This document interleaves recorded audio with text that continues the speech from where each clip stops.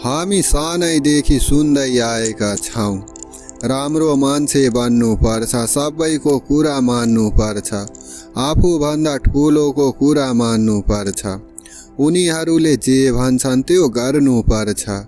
तिमी आज पनि फोनमा साथीको मेसेज हेर्दैछौ अनि तिम्रो साथीले भनेको छ भोलि आऊ है गफ गरौला, अनि तिमी हो भन्यौ। बिहान उठ्दा थकान, तर कसैले भन्यो यो काम गरिदेऊ है, अनि तिमी फेरि हो भन्यौ। परिवारले यो गर त्यो गर भनेपछि तिमी फेरि हो भन्यौ।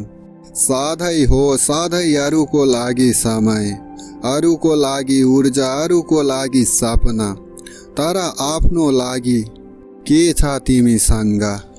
तिमी थकिसक्यौ, फोकस हराइसक्यौ, सपना त छ तर बाटो नै हराइसक्यो।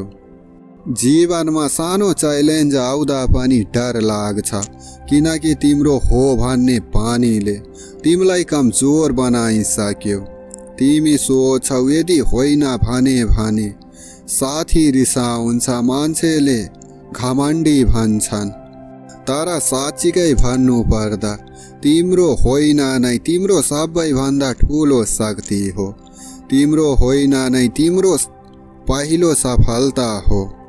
सफल मानिसहरूले के गर्छन्? उनीहरू हरेक कुरामा हो भन्दैनन्, उनीहरूले होइन भन्न सिक्छन्, किनकि हरेक होइनले तिमीलाई एउटा हो दिन्छ। तिम्रो आफ्नो सपनालाई, तिम्रो आफ्नो समयलाई, तिम्रो आफ्नो भविष्यलाई। तिमीले आफ्नो साथीलाई होइन भन्यौ भने त्यो समयमा तिमीले किताब पढ्न सक्छौ, स्किल सिक्न सक्छौ, जिम जान सक्छौ। तिमीले अनावश्यक काममा होइन भन्यौ भने तिम्रो दिमाग क्लियर हुन्छ, फोकस बढ्छ। मलाई थाहा छ होइन भन्न कठिन छ, पहिलो पटक भन्दा मुटु ढुकढुक गर्छ, आँखा रसाउँछ, तर त्यही होइन पछि आउने शान्तिले तिमीलाई भन्छ त अब एक्लो होइन, त अब आफ्नो मालिक होस्। आजै सुरु गर, याद राख यो होइनले तिमीलाई दुःख दिन्छ पहिले, तर पछि यो तिम्रो सबैभन्दा ठुलो हो बन्छ। सफलताको, खुसीको, आत्मविश्वासको अनि तिम्रो भविष्यको हो बन्छ।